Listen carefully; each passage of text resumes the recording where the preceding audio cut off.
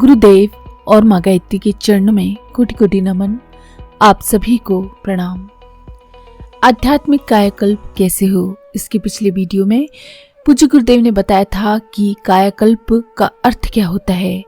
कायाकल्प का अर्थ होता है अपने आप को अंदर से बदलना, ना कि बाहर से बदलने की कोशिश करना। यदि हम अपनी मन स्थिति को बदलें तो हमारी परिस्थितियां स्वतः ही सुधर जाएंगी। पूज्य गुरुदेव ने शंकराचार्य जी का भी उदाहरण दिया था कि कैसे वो अपना दृष्टिकोण बदल पाए और भगवान शंकर के अवतार माने जाने लगे। आइए जानते हैं अब उससे आगे। हर आदमी को यह अधिकार मिला हुआ है कि वो चाहे जैसा बन जाए। भगवान ने हर आदमी को इस लायक बनाया है कि वो चाहे तो अपने आप को बदल दे। विवेकानंद जी की बात आपको मालूम है ना। वे एक मामूली से विद्यार्थी थे। खास प्रतिभावानों में उनकी शुमार नहीं होती थी। घर की परिस्थितियां भी ऐसी थी। पिताजी के मरने के बाद घर गृहस्थी का वजन भी उन पर आ गया था, लेकिन ये सब होते हुए भी उन्होंने ये निश्चय किया कि अपने सोचने के तरीके, अपने दृष्टिकोण और अपने जीवन का लक्ष्य तथा उद्देश्य बदल देंगे। यही उन्होंने किया भी। जब इस बात का फैसला उन्होंने कर लिया तो रामकृष्ण परमहंस के साथ उनकी संगति हो गई। तो क्या रामकृष्ण परमहंस ने उनकी सहायता की? नहीं, ऐसा मत कहिए।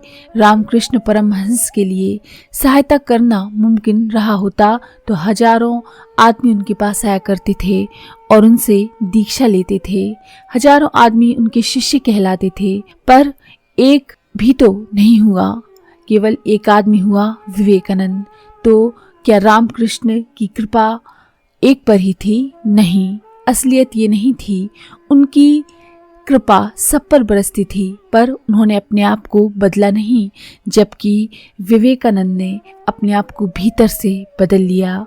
बदले हुए आदमी की कौन सहायता नहीं करेगा। आप जिस दिशा में भी आगे बढ़ना चाहते हैं, उसमें सहायता करने वालों की दुनिया में कुछ कमी है क्या? विवेकानंद की भी सहायता हुई। और किसकी सहायता हुई? सदन का नाम सुना है आपने कि वो कैसा आदमी था।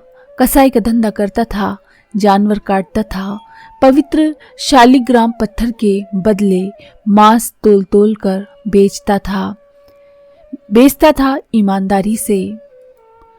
हर आदमी की दृष्टि में उसकी कीमत 2 कौड़ी की थी, लेकिन जब उसने अपने आप को बदल लिया, ईश्वरीय सत्ता से तदात्म्य बिठा लिया, तो भगवान के भक्तों में सदन कसाई मूर्धन्य हो गए। मन स्थिति बदल जाने के बाद में परिस्थितियां क्यों नहीं बदलेंगी? पहले जिससे लोग नफरत करते थे, उसी को सब प्रणाम करने लगे, मस्तक झुकाने लगे, न जाने क्या क्या करने लगे। वाल्मीकि का नाम सुना है ना आपने। पहले उसकी कैसी जिंदगी थी। पहले वे घटिया वाली, खराब वाली जिंदगी जी रहे थे। आदमी उससे भयभीत रहता था, हर आदमी का उस पर धिक्कार बरसता था। लेकिन जब उन्होंने अपने आप को बदल लिया, तब वो संत वाल्मीकि हो गए, ऋषि वाल्मीकि हो गए।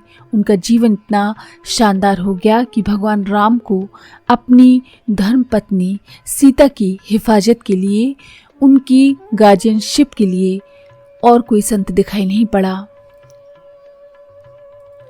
वाल्मीकि ही सीता जी द्वारा सुसंतति उत्पादन हेतु सबसे बड़े संत दिखाई पड़े। उनके आश्रम में भगवान राम ने अपनी पत्नी और बच्चों को सहर्ष रहने दिया, ताकि उनका पालन पोषण, संस्कार और शिक्षण ठीक ढंग से हो सके। वही वाल्मीकि जिनका पूर्व का जीवन दस्यु का था, उनका कायाकल्प हो गया। वे संत, ऋषि, देव पुरुष बन गए। वही कायाकल्प करने के लिए आप लोग यहाँ आए हैं। भीतर वाले को बदल दीजिए, फिर देखिए परिस्थितियां बदलती हैं कि नहीं। हमने आपके सामने वाल्मीकि का उदाहरण पेश किया। अभी मेरा मन कुछ और उदाहरण पेश करने का है। आम्रपाली का नाम सुना होगा आपने। वो एक वैश्या थी जिसको हर आदमी ऐसे समझता था कि हम क्या कहें आपसे। उसने कितने आदमियों की जिंदगी खराब की थी, लेकिन जब उसने अपने आप को बदल लिया, तब फिर आम्रपाली नहीं रही, वैश्या नहीं रही, वो भगवान बुद्ध की बेटी हो गई। सारे के सारे एशिया के अधिकांश देशों में वो घूमी। महिला संगठन की दृष्टि से उसने ना जाने क्या से क्या कर डाला। कैसे हो गया ये सब? उसने अपने आप को बदल दिया और उसका कायाकल्प हो गया। कायाकल्प कैसे होगा यही मैं आपको बताने वाला हूँ, पर पहले आपको ये जान ही लेना चाहिए कि कायाकल्प भीतर से होता है। बाहरी शरीर के कायाकल्प से कोई मतलब नहीं। आंतरिक कायाकल्प की विद्या प्राचीन काल में भी रही है और अभी भी है तथा आगे भी रहेगी। इसी के लिए हमने आपको बुलाया है। ध्रुव का नाम सुना होगा आपने। वो बिल्कुल एक सामान्य दर्जे के राजकुमार थे।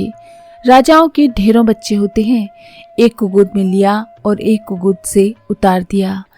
जरा सी परिवार की एक घटना, उससे ध्रुव ने अपने आप को बदल लिया।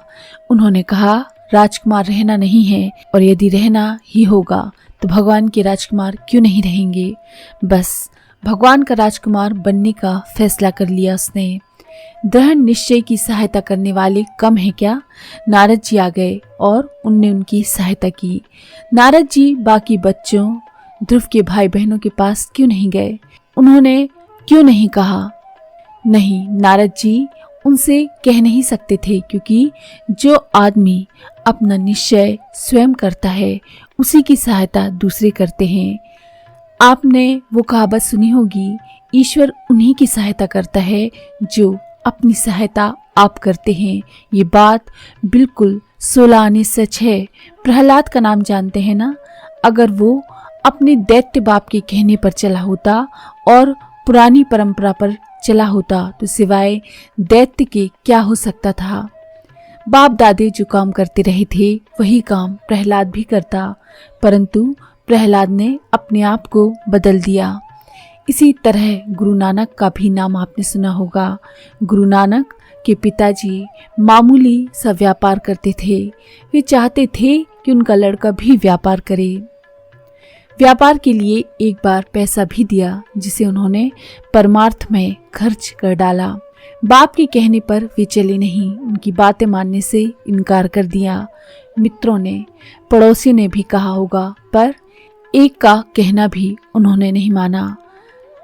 अपने ईमान और भगवान का कहना मानने वाले नानक का क्या हो गया देखा है ना आपने, कि सारे संसार में कितनी इज्जत है उनकी। सिख धर्म में उन्हें भगवान मानते हैं, वे भगवान बन गए। पर अगर बाप की मर्जी पर चले होते तो पुराने ढर्रे पर ही गाड़ी लुढ़कती रहती और वे बिल्कुल मामूली से आदमी होते और एक बनिए की दुकान पर रहे होते।